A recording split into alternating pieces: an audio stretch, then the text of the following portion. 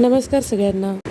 आज मी इथे पनीरची भाजी बनवणार आहे खूप सोप्या पद्धतीने आणि याची टेस्ट तुम्हाला सेम हॉटेलमध्ये भाजी खाल्ल्यासारखी लागेल. त्यासाठी मी इथे अर्धा किलो पनीर घेतलेलं आहे.